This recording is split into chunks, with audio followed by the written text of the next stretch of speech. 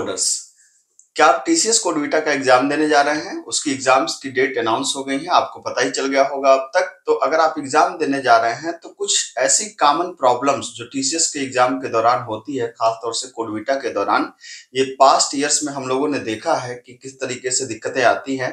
तो मैं आपको पहले उन दिक्कतों के बारे में बताना चाहता हूं कि आप उसके लिए पहले से ही तैयार रखें। पहली बात तो ये है कि आप जो टीसीएस का जो हेल्प डेस्क नंबर है और जो भी उनका ईमेल आईडी है उसको पहले से ही कहीं पर आप सेव करके रखें, जिससे अगर लास्ट टाइम अगर किसी भी तरह की कोई दिक्कत आ रही हो तो आप उनसे कांटेक्ट कर सकें। ये नहीं कि आप रन टाइम में जाकर के उसको ढूंढना चालू करें कि ठीक है। और याद रखें जो कोडविटा के लिए हेल्प डेस्क नंबर हो, ऐसा नहीं कि आप जनरल कहीं भी फोन करें, ठीक है। आप उसको नेट से देख लीजिए कि जो कोडविटा के लिए हेल्प डेस्क नंबर है वो क्या है और जो ईमेल आईडी है वो क्या है, जहां पे आप अपनी बात को कह सकें अगर जरूरत पड़ती है तो। एक बात, अब तक आपने मेरे ख्याल से इन्वायरमेंट तो सेट कर ही लिया होगा उनकी रिक्वायरमेंट के हिसाब से, क्योंकि वो मॉक कराने का पर्पज यही होता है कि आप अपने इन्वायरमेंट को सेट कर लें। और इन्वायरमेंट में खास तौर से जो ध्यान रखना होता है कि ब्राउजर बिल्कुल आपका अप टू डेट होना चाहिए। जनरली क्रोम, फायरफॉक्स या एज, इन्हीं तीनों में से प्रेफर करिए और किसी को यूज ना करें तो अच्छा है, ठीक है। और वो भी बिल्कुल लेटेस्ट ब्राउजर, ठीक।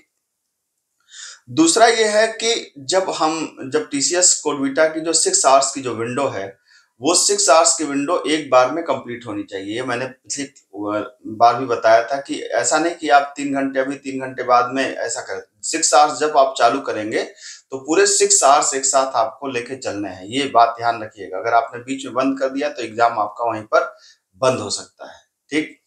दूसरा, एक बहुत ही कॉमन प्रॉब्लम होती है जिन बच्चों के साथ, जो बच्चे प्रोग्राम कर भी ले जाते हैं, तो टीसीएस में एक बहुत कॉमन एरर आती है, उसको बोलते हैं प्रेजेंटेशन एरर। प्रेजेंटेशन एरर का क्या मतलब होता है? देखिए, जब आप कोड को कंपाइल करते हैं, एक तो कई बार होता है कि कोडविटा के एग्जाम में हिडन टेस्ट केस का आउटपुट दिखता ही नहीं है, बस आउटपुट आता है या तो एक्सेप्ट या तो प्रेजेंटेशन एरर। ऐसा कई बार देखा गया है, ठीक है। तो जैसे बच्चे को लगता है कि कोड हमारा सही है लेकिन फिर भी प्रेजेंटेशन एरर आ रही है, तो प्रेजेंटेशन एरर का मतलब ये होता है कि जैसे आउटपुट आपको जैसा चाहिए, मान लीजिए आउटपुट हमें चाहिए नंबर में और आ रहा है स्ट्रिंग में, ठीक है। नंबर और स्ट्रिंग का मतलब ये हुआ कि जैसे मान लीजिए कि हमको आउटपुट चाहिए 10 और आ रहा है सिंगल कोट में 10 या डबल कोट्स में 10, तो इसका मतलब आउटपुट तो सही है लेकिन जिस फॉर्मेट में चाहिए उस फॉर्मेट में आउटपुट आपका नहीं आ रहा है।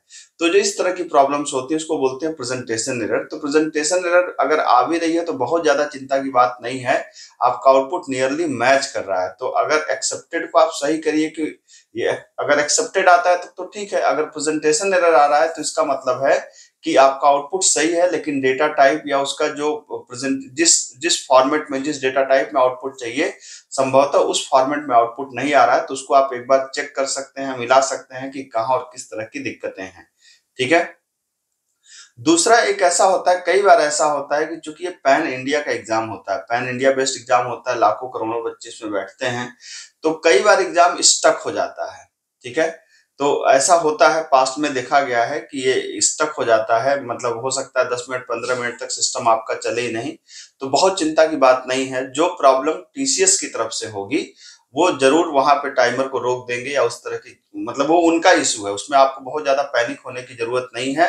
बस अगर ऐसी कोई सिचुएशन हो तो अपने दोस्तों के साथ आप टच में रहें, तो ये पता कर लें कि हाँ उनका भी रुका है। अगर सबका एग्जाम रुका है तो इसमें बहुत चिंता की बात नहीं है, वो टीसीएस का इशू है और टीसीएस उसको सॉल्व करेगा और आपको उसके लिए अतिरिक्त समय भी देगा। तो इसके लिए परेशान होने की बिल्कुल जरूरत नहीं है कि आपका एग्जाम स्टक हो गया, आप उसके लिए फ्रस्ट्रेट होकर छोड़ दें। हालांकि ये हर बार नहीं होता लेकिन कई बार इस तरह की चीजें देखी गई हैं, तो आप उसमें बिल्कुल भी परेशान और पैनिक होने की जरूरत आपको नहीं है।